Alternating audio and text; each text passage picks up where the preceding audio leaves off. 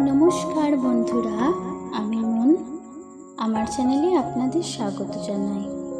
আজকের ভিডিওতে রয়েছে 2024 সালের নৃসিংহ চতুর্দশী বা নৃসিংহ জয়ন্তী কবে, এর শুভ সময় ও তাৎপর্য কী, নৃসিংহ জয়ন্তীর তাৎপর্য, পুজোবিধি এবং এই সময় কী কাজ করা প্রয়োজন, কী করা উচিত না, কী খাওয়া উচিত, কী খাওয়া উচিত না, অবশ্যই তা জানবেন বিস্তারিতভাবে আমার এই ভিডিওটির মাধ্যমে।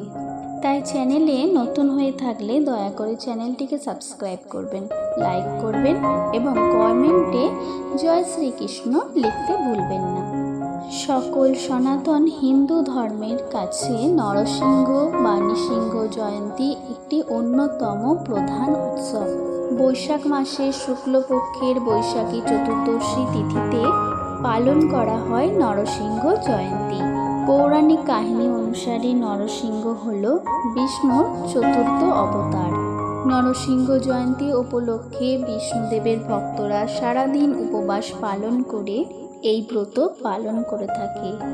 আর বিশ্বাস করা হয় এই চতুর্দশীতে সূর্যাস্তের পরে তিনি আবির্ভূত হয়েছিলেন এবং এই কারণেই সেই সময়গুলোতে বিশেষভাবে পূজা অর্চনা করা হয়, যার ফলে অধর্মকে দূরে রেখে ধর্মের পথে চলা সম্ভব হয়ে ওঠে। জনসাধারণের মধ্যে সঠিক কাজ করা এবং অন্য কারোর ক্ষতি না করা নরসিংহ জয়ন্তীর মূল উদ্দেশ্য। প্রথমেই জেনে নেওয়া যাক নৃসিংহ জয়ন্তী কবে। নৃসিংহ জয়ন্তী পড়েছে 22শে মে 2024, বুধবার পড়েছে। চতুর্দশী মুহূর্ত শুরু হচ্ছে 21শে মে 2024 সন্ধে 5:30। চতুর্দশী শেষ হবে 22শে মে 2024 সন্ধে 6:56। অর্থাৎ নৃসিংহ জয়ন্তীর পূজা আপনাদের করতে হবে 22শে মে 2024 বুধবার। বৈশাখ মাসের শুক্লপক্ষের চতুর্দশীতে নৃসিংহ জয়ন্তী উৎসব পালিত হয়। ধর্মীয় বিশ্বাস অনুসারে ভগবান বিষ্ণু তার ভক্ত প্রহ্লাদকে রাক্ষস হিরণ্যকশিপুর হাত থেকে বাঁচাতে নৃসিংহ রূপ অবতার হিসেবে এই ভুবনে এসেছিলেন। এই বিশেষ তিথিতে ভগবান নৃসিংহদেবের আরাধনা করা হয়। এটা বিশ্বাস করা হয় যে নৃসিংহ অবতারের পূজা করলে সকল প্রকার কষ্ট থেকে মুক্তি লাভ করা যায়। এবার বলি নরসিংহ জয়ন্তীর পূজা পদ্ধতি, কিভাবে আপনি পূজা করবেন। নৃসিংহ জয়ন্তীর দিন খুব সকালে ঘুম থেকে উঠুন, তারপরে স্নান করে নিন। স্নান করে পরিষ্কার পরিচ্ছন্ন কাপড়, শুদ্ধ বস্ত্র ও শুদ্ধ মনে ভগবান সূর্যের কাছে জল নিবেদন করুন। মন্দির পরিষ্কার করবেন এবং গঙ্গা জল ছিটিয়ে পবিত্র করবেন। ভগবান নরসিংহ মূর্তির একটি ছবি নিয়ে রাখুন এবং উপবাসের সংকল্প নিন। ভগবানকে মিষ্টি, ফল, আপনার সাধ্য মতো ফুল সবকিছু দিয়ে, এছাড়াও কুমকুম দিয়ে নিবেদন করুন।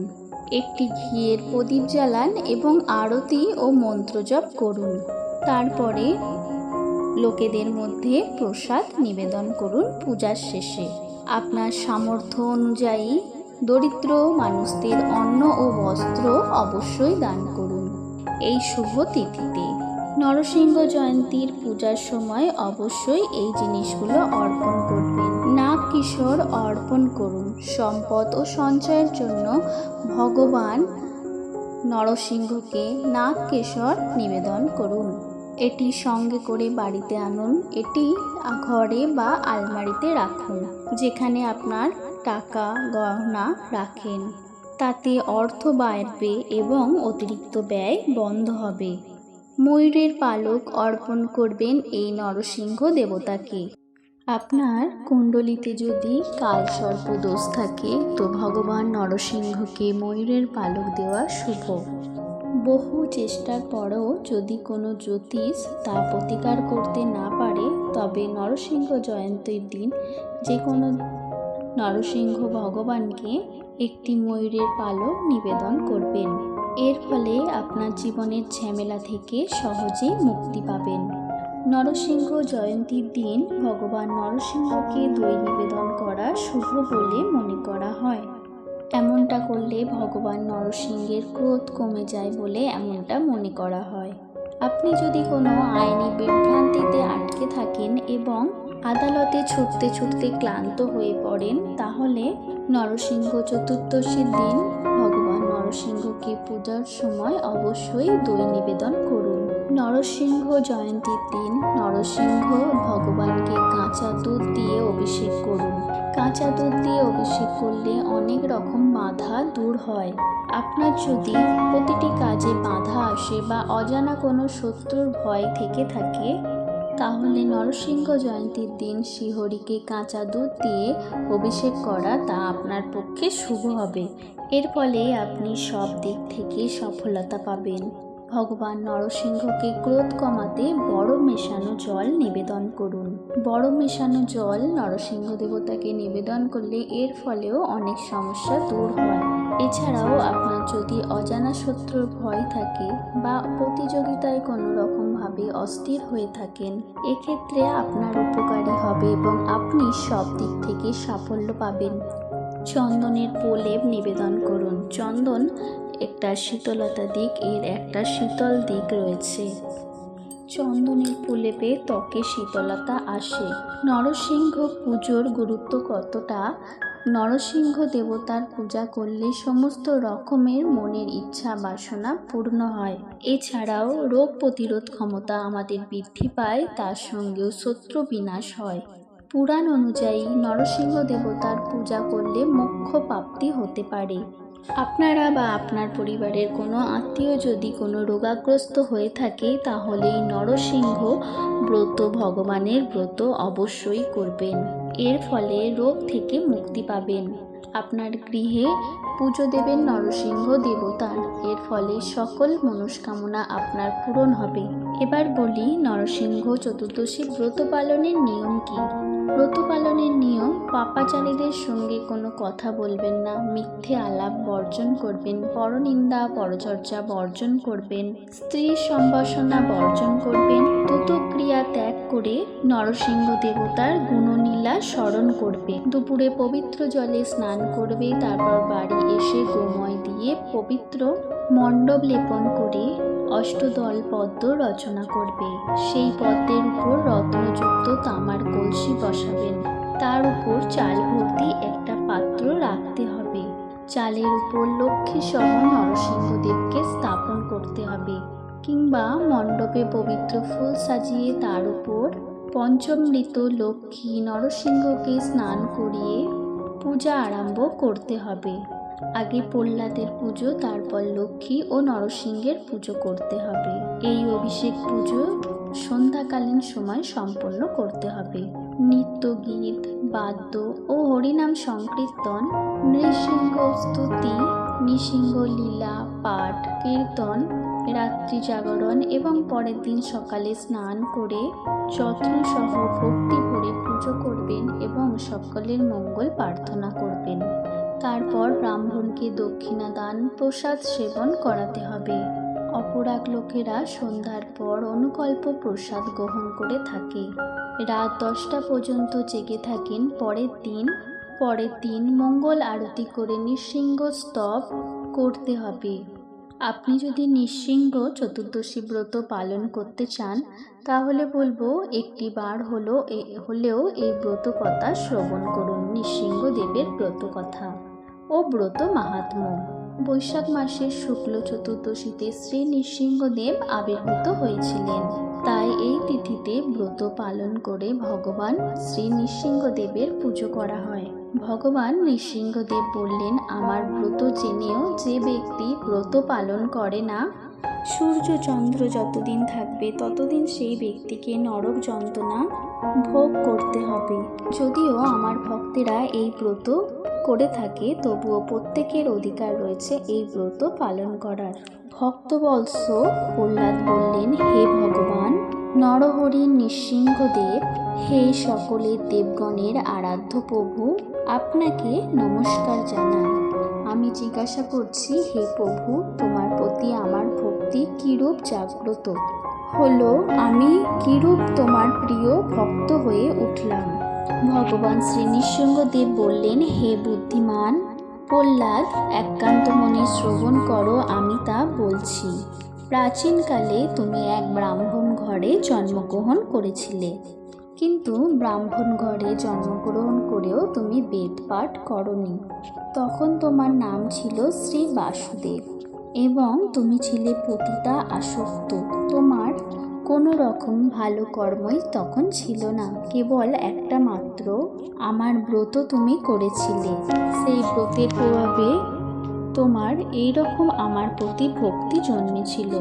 প্রহ্লাদ তখন বললেন, হে নরহরি, আমি কার পুত্র হয়েছিলাম এবং কি করতাম পতিতাসক্ত অবস্থায়, কিভাবে তোমার এই মহাপুণ্য ব্রত আমি করেছিলাম, দয়া করে তা আপনি আমাকে বলুন। কৃপা করে আপনি তা আমাকে বলুন, আমি তা শ্রবণ করতে চাই। তখন ভগবান নৃসিংহদেব বললেন, প্রাচীনকালে অবন্তী নগর নামে একটি নগর ছিল। সেখানে এক বিদ্যাঙ্গ ব্রাহ্মণ ছিল। তার নাম ছিল বৈশ্য শর্মা। ধর্মপরায়ণ ও বৌদ্ধিক ক্রিয়া অনুষ্ঠান সে করত। তার ভরসা জগৎ সুশীলা, পতিব্রতা, সদাচারিণী। তাদের 5 পুত্র হয়েছিল। 4 জন ছিল সদাচারী, বিদ্যাঙ্কৃত ভক্ত, কিন্তু ছোট ছেলেটি ছিল অসদাচারী, সর্বদা সুরাপান ও পতিতাসক্ত ছিল। সেই ছোট পুত্রই ছিলে তুমি স্বয়ং। নিত্য পতিতাগৃহে তুমি বাস করতে। একদিন এক জঙ্গলের মধ্যে তুমি এবং তোমার সেই পতিতা বান্ধবী ঘুরতে গিয়েছিল। তোমরা মনে করেছিলে যে দিনটা ভালো যাবে এবং তোমাদের দুজনের মধ্যে সেই দিন মনোমালিন্য ও ঝগড়া বাঁধে।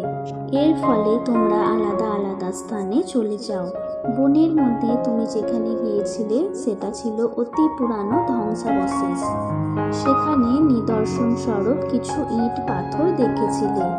সেই নির্জন স্থানে আলাদাভাবে বসে তোমরা দুজনে ঝগড়া করছিলে আপন আপন ভাবে। সারাদিন তোমরা না খেয়েছিলে, এমনকি তোমরা ঝগড়ার কারণে জল পর্যন্ত খেতে ভুলে গেছো। মন মালিন্য কারণে তোমরা সেই দিন সারা রাত জাগ্রত ছিলে, ঘুমাতে পারোনি।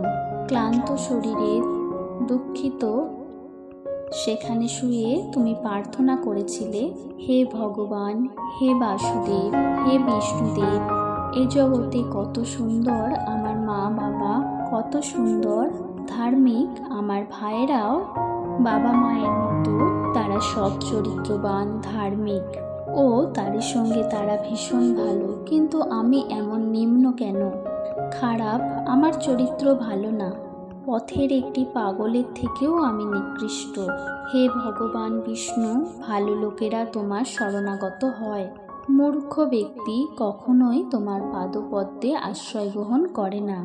আমি অতি নিঃসঙ্গ, আমি বড় অসহায় অবস্থায় তোমার কাছে প্রার্থনা করছি যে হে ভগবান, আমাকে বিশুদ্ধ সুন্দর জীবন কৃপা করে দান করুন। এইভাবে সেই দিন তুমি প্রার্থনা করেছিলেন, আর তোমার সেই বান্ধবী একইভাবে সেই দিন ভগবানকে ডেকেছিল। যদি তোমার অহেতুক কৃপাদৃষ্টি আমার প্রতি থাকে, আমার এই জীবন পরিবর্তন করে সুন্দর ও সমাজকেন্দ্রিক জীবন আমাকে দান করুন। এইভাবেই সেই বান্ধবী অকুল প্রার্থনা করেছিল। আর সেই স্থানটি ছিল আমার প্রাচীন এক মন্দির। আর সেই দিনটি ছিল বৈশাখ মাসের শুক্লা চতুর্দশী, আমার আবির্ভাবের দিন। আর সেই দিনেই তুমি আমাকে দেখেছিলেন আর অজান্তে উপবাস করে ফেলেছিলে, অর্থাৎ অজ্ঞতা অনুসারে তুমি আমার এই পরম চতুর্দশী ব্রত উপবাস করে ফেলেছিলে। সেই প্রভাবেই তুমি আজ আমার এই জন্মে অতি প্রিয় ভক্ত রূপে জন্মগ্রহণ করেছ। আর সেই পতিতা তোমার বান্ধবী স্বর্গালোকে অপ্সরা জীবন লাভ করে ত্রিভুবন চারিণী হয়েছেন। শোনো, আমি তোমাকে অতি গোপনীয় কথা বলবো। সৃষ্টি শক্তি লাভের উদ্দেশ্যে আমার এই মহা চতুর্দশী ব্রত পালন করেছিলেন, কিন্তু ত্রিপুরাসুরকে বধ উদ্দেশ্যে স্বয়ং দেবাদিদেব মহাদেব শিব এই ব্রত পালন করেছিলেন। স্বর্গসুখ লাভের জন্য দেবতারা আগের জন্মে আমার এই ব্রত পালন করেছিলেন। পতিতারাও এই ব্রতের প্রভাবে সুখ ভোগ করে থাকে। যে সমস্ত মানুষ আমার এই গোপন শ্রেষ্ঠ ব্রত পালন করে, শতকোটি জন্ম তাদের এই সংসারে আসতে হবে। তেজস্কামী তেজ লাভ করবে, রাজ্যকামীর ব্যক্তি রাজ্য পায়। দীর্ঘ আয়ু যিনি প্রার্থনা করেন তার দীর্ঘ আয়ু লাভ হবে। স্ত্রীলোকেরা আমার এই মহাব্রত পালন করলে ভাগ্যবতী হয়। এই ব্রত সৎ পুত্র প্রদত্ত পুত্র শোক, দিব্য শোক, নরনারী যারা এই শ্রেষ্ঠ ব্রত পালন করে সুখ, মুক্তি, ভক্তির ফল প্রদান করি। হে ভক্ত রাজা প্রহ্লাদ, পাপী ব্যক্তিরা আমার এই ব্রত পালনে সুমিত হয় না। পাপ কর্ম তাদের প্রধান কর্ম হয়ে থাকে এবং তারা জন্মে জন্মে পাপ করে নরকেই পতিত হয়। এই ছিল নৃসিংহ চতুর্দশী ব্রতের মাহাত্ম্য কথা। অবশ্যই সকল কৃষ্ণ ভক্তরা নৃসিংহ চতুর্দশী ব্রতের মাহাত্ম্য কথা শ্রবণ করলেন। অবশ্যই বাড়িতে পারলে এই ব্রত পালন করবেন, নৃসিংহদেবকে পুজো করবেন। তারই সঙ্গে শুদ্ধভাবে শুদ্ধ মনে নৃসিংহ জয়ন্তী উপবাসটি সকলে পালন করবেন, সকল কৃষ্ণ ভক্তরা। বন্ধুরা, আজকের ভিডিও তাহলে এই পর্যন্ত। সকলে ভালো থাকবেন, সুস্থ থাকবেন এই কামনা করে আজকের ভিডিও এখানেই শেষ করলাম। জয় শ্রীকৃষ্ণ। ধন্যবাদ।